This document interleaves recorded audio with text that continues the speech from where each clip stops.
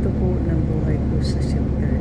So, 2 weeks and 2 days na po ako doon.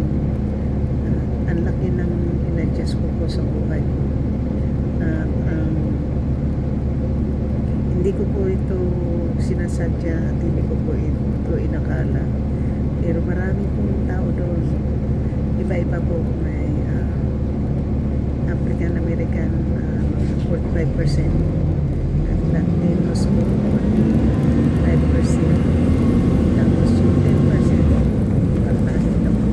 So story ang kwento ng 120 katao po lang sa shelter. Iba walang bed, iba mayroon malaki pong adjustment. So kung tanongin niyo po akong masaya ba, wala po akong choice. Tatanggapin ko kung ano yung kapalaran ko. Dahil habang nasa shelter ako, may nagiging madali ang pag ano po ng lottery sa aking ina-apply ang low income at saka na-upload na rin ako sa waiting list. So sooner or later po ano din ako ng aking sarili, matitirahan na walang kasama. Of course, kasama po siguro anak ko na si Brian. So, sa madaling salita, kung tanongin ko ako nung nag-adjust ba ako, nag-adjust ba ako, at least safety po ako doon. Libre po lahat. Pagkain lang ang nakakatakot, guys. Kung talagang mayroon kang sakit, mayroon kang blood pressure, diabetes ka, mag-ingat ka lang sa kinakain. Kailangan mo rin hindi lang kung ano-ano lang isusubo mo, kasi ang health mo ang pinaka-importante. May cake araw-araw, may cookies araw-araw, may pastry araw-araw. Ang nakakatakot ko dyan, puro sugar, di ba? So, ang cereal ay sugary, tapos ang iniinom ng mga tao doon na may masakit, soda rin. Kaya ang mga ano nila po ay mga ano sila, marami silang gamot na iniinom. Iba-iba yung mga tao doon po. May mga naka-wheelchair, may naka-walker, may naglalakad, may healthy, may nagtatrabaho, marami po. Iba-iba. So, sa madaling salita po, ako'y happy. Naka-adjust na po ako. Mayroon po akong mga naging kilala at naging kaibigan sa loob ng 2 linggo ang pagtira ko. May na akong nakilala bali apat na mama yung aking nagiging kausap. Yung 2 naman ay minsan nakasama ko na rin maglakad pa uwi. Touch yellow tape to open doors. Katulad na yun guys, gabi na rin po akong makauwi doon. Hindi ko lang alam kung tatahatin ko pa po itong oras na. Kasi maliwanag naman kahapon, ganito din oras ako sumakay. Nagkarating din doon, maliwanag pa.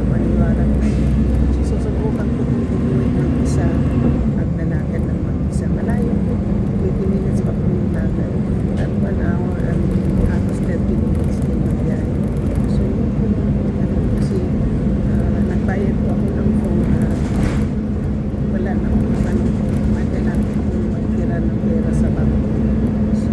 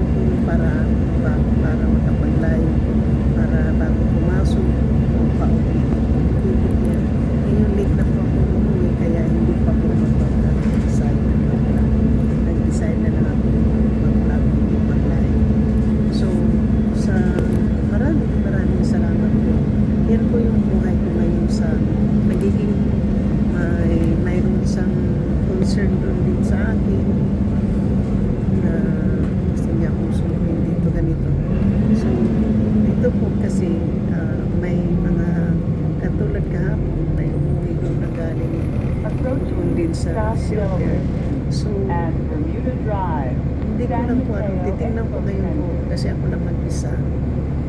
Titingnan ko po kung ano, so yan po yung ano po na ano po na rin po ang problema lang ngayon pagkain. Kung gusto mo na kumain ng masarap, mag-order ka na lang sa restaurant. Pero kung gusto mo ng libre, kumain ka ng kung anong mayroon doon. Pero palaging may prutas, palaging may salad, mga vegetables. Yun po mayroon doon palagi. Di tayo naman mga Pilipino, sanay tayo sa luto, di ba? Pag nagkakaroon po ako ng bahay, nagkakaroon na po ako ng sarili kong matitirahan. Ang unang lutuin ko po ay sabaw. Meat soup or fish soup. Yan ang gusto ko. Isang taon na rin po ako hindi nakakain. Simula na lumipat ako dun sa bahay ng matanda na mapuso sa akin. So yun lang. Hindi lang siguro po ako na puso. Hindi lang po ako nagpilitan na ng maganda. Matapusan ang problema kasi iniiglog ko lang po. Pero madalas niya akong pagbibintang na. Touch yellow Yan ang tape to open nakakatakot doors. guys, na madalas niya akong pagbibintangan kasi paniniwalaan ng pulis yan. Dahil matanda yan. Lalo na pag sinasabing inaabuso niya, iba ka makulong ako. Kaya hindi na po ako nagdadalawang isip na umalis. So, yan po yung ano ko dyan. Pero okay na po ako. Ganito po. Pag 6:30 tapos ka na kumain o hindi, ay hindi ka na pwede tumayo o maglakad-lakad. Kasi maraming restriction sa share. May restriction. Ano po, dito lang ako mag-vlog kasi hindi bawal. Doon bawal na po yung camera doon kapag sa 6:30 na po tapos ka na kumain ng hindi, kailangan masabit ka o labas ka. Hindi ka pwedeng lumakad-lakad kahit ihig-ihig ka na. Hindi ka pwedeng lumakad, ira-rider ka. Stricto po kasi ayaw nilang madulas ka o matumba. Tapos pagka natapos na i-announce na nila na pwede na umapak, ayun, pwede ka na lumakad.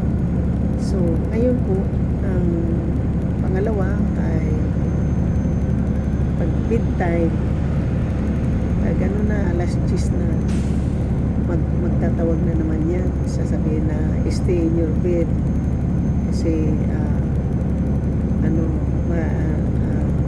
checking out in your bed, accounting, magbibilang na naman po ng ano. So nandyan ka na, kailangan nandyan ka na sa bed pag 10 o'clock, okay? So pag 5:30 po ng umaga, kailangan ka gumising kung gusto mong kumain ng umaga ng mayroon kang milk, cereal, kung ano-ano po yung nakaserving doon kasi by 4:30 or 5 o'clock nakaserve na yung pagkain. By 5:30 ano na yan, kainan na sa mga tao. Kahit na gusto ko pang matulog, kung nasa baby dining room ka na sa tulog, kailangan bumangon ka ng 5:30 kasi kakain na yung mga tao. Nakasitap na po yung video. Okay? So, lahat ng mga tao doon may weekly, isang linggo kang maglilinis kung nakalista ka doon. Kung may assignment ka, isang linggo ka kung naglilinis. Rotation yan kung lahat ng mga tao binigyan ng assignment. Kaya kung maglilinis ka, kung halimbawa, marami naman mayroon mag-clean up ng ng garbage, may mag-empty ng garbage, may magtupi ng mga silya, table, may po ng mga silya, mag-alis ng mga silya sa pinakainan, mayroon po maglinis ng banyo, may magmamampo ng banyo. Hindi lang po isa, marami, kanya-kanya, may maglinis sa labas, mag-empty ng mga garbage can, ganun, iba-iba po. So maganda kasi po, kapag hindi ka sumunod sa rules, ikik-out ka, ita-transfer ka o ikik-out ka, hindi pa lang alam. So hindi ka rin pwedeng ipag-away doon.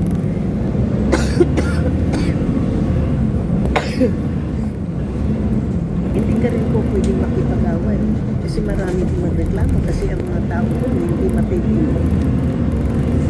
Tapos gabi lang may police group. Yung may matandang German. Kinuha daw ng police eh. Kasi police din yung nagdala sa kanya doon. Tapos police din yung na pick up sa kanya. Kasi wala Touch siya yellow tape to open hindi doors. siya hindi siya pwedeng mabigyan ng bid kasi Touch yellow tape to walang open doors. butong na bid, puro nasa taas ang mga hindi makakanti, puro sa mga malalakas pa yung tubo. Ganun. So, maraming restriction. Okay. So, kapag employee ka, kapag meron kang trabaho, pwede kang umuwi before midnight. Before midnight, kailangan nasa loob ka na. Kapag may trabaho ka. Pero kung wala kang trabaho, before 8:30 na kailangan, before 9 o'clock, nandyan ka na sa loob ng shelter. Yun ang rules. Kapag naka-apat ka na hindi umuwi, wala ka na. Tanggal ka na doon. Hindi ka na pwedeng i-accept eh. Lilipat ka na, na-kick out ka na you lose your bed. Sabi ko niya. Touch yellow tape to Saka open kailangan doors. kang kung ano yung Doors open. kailangan yung mga rules Doors isundin closed. mo para okay ka. Kasi kung hindi, wala ka. Either you like it or not, follow the rules. So ako naman guys, yung nasa baba ng bed ko ay mahigpuli. Hindi lang daw ako nagre-reklamo dyan. Kasi sinabi ko naman, I just wanna open my drawers. Siga madam, she's calling me a word. A word. So, I just wanna put everything away so I can go to work. Sinabi ko doon sa staff. Sabi niya, sabi ng office manager para patalsin yung babae, German. So, yan po yung maraming restriction. Hindi ka pwede. Pag may magreklamo sa'yo, yan, yung lalakas na ang boses mo, yan sila tatayo, lalapitan ka. Ngayon doon, maraming may mga warning. Kasi nakikita ko may mga sila yung mga luggage, hindi pwede. Kaya po guys, wala akong dalang damit. Ano lang yung backpack na daladala ko nakaraan lang. At saka, kung halimbawa ako i-kick out, araw-araw naman ako nandito sa San Mateo. Ganun ko yung damit ko para Touch yellow tape to open doors. pag talagang alis na, okay na, yung backpack lang yung gamitin ko na ibalik papunta doon. Kasi